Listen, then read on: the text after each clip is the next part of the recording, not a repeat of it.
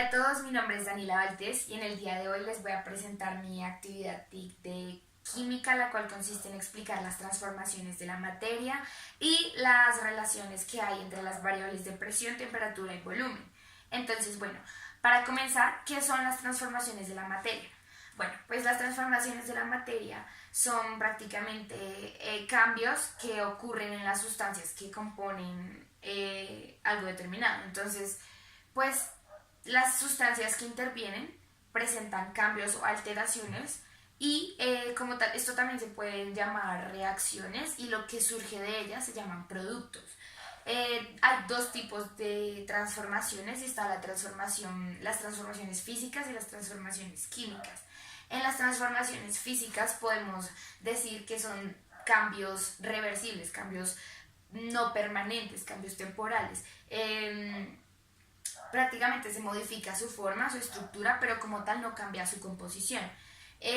Las transformaciones como tal ocurren por la redistribución de átomos y como ejemplo podemos ver una hoja de papel, la cual está tranquilamente,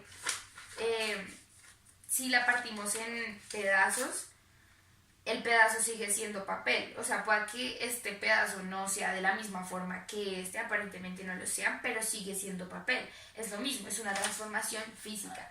Ahora, si yo cogiera el mismo papel, pero en vez de cortarlo o de partirlo en pedazos, lo quemara, pues esto ya estaría convirtiéndose en una transformación química. Y a lo que voy con esto es que las transformaciones químicas son cambios irreversibles, son cambios permanentes. Es decir, si yo quemo el papel, ya no va a volver a ser papel, se va a convertir en solo cenizas, algo quemado.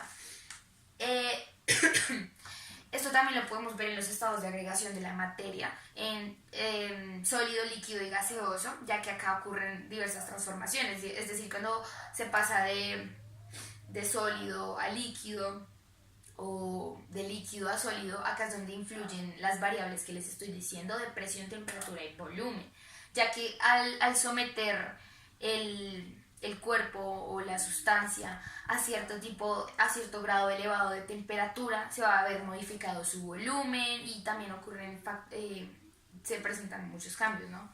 Claramente. Entonces, bueno, la presión se puede definir como la cantidad de fuerza que es ejercida sobre algo, como ese empuje, por así decirlo. Y la temperatura es una magnitud que mide el nivel de calor en un determinado cuerpo, que un cuerpo posee. El volumen es prácticamente el espacio que ocupa un cuerpo, o también se puede definir como la tercera dimensión. Ya sabemos cuáles son las dimensiones, largo, ancho, ¿sí? Y bueno, en esto también hay en estas tres variables, presión, temperatura y volumen, se encuentran relacionadas, ya que estas tres variables son dependientes la una de la otra.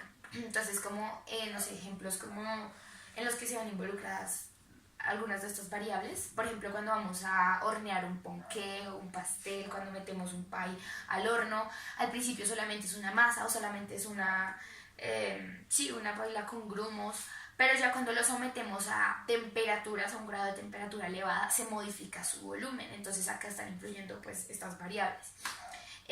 Bueno, también podemos ver ejemplos de la presión, de la temperatura y del volumen en la naturaleza. Entonces, como esto, pues también como la presión de gases dentro del magma terrestre, o sea, es decir, en la lava y todo esto, genera enormes liberaciones de energía.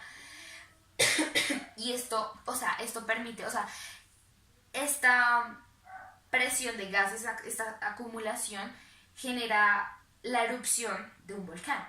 Entonces, bueno, esto también se puede ver en la atmósfera, la presión atmosférica.